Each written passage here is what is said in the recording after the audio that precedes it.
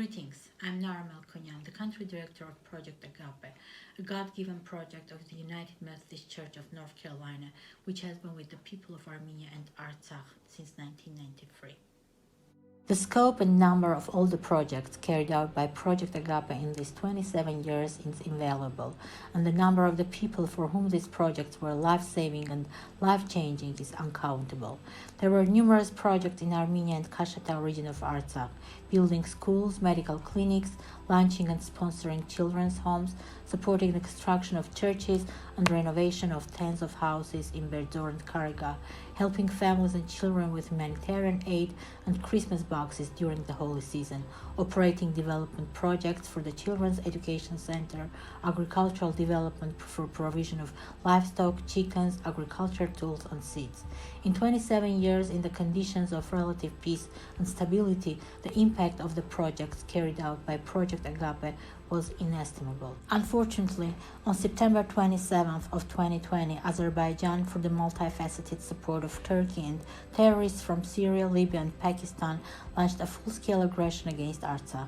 Even with the support of all the parties, equipped with super-modern weaponry, Azerbaijan couldn't fulfill the plan of the Blitzkrieg, tended to capture all of Artsakh in 3 days. For 44 days, Armenians heroically defended their homeland, fighting against a country which used internationally prohibited cluster bombs and phosphorus munitions. The forces were unequal, and on November 9th, after losing thousands of lives and a lot of territories, a tripartite declaration was signed, leaving only 1/6 of the territory, almost 100,000 people without their homes, and most of Artsakh, including the capital Stepanakert, leveled to the ground.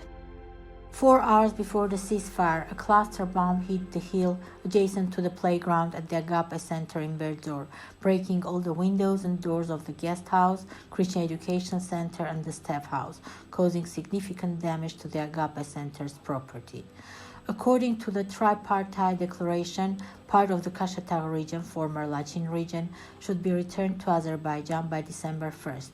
So the urgent task for the staff of Project Agape was to remove everything from the 4 buildings of Agape Center, including the humanitarian aid that was still sitting in the Agape warehouse because of the slow distribution process due to the COVID-19 restrictions.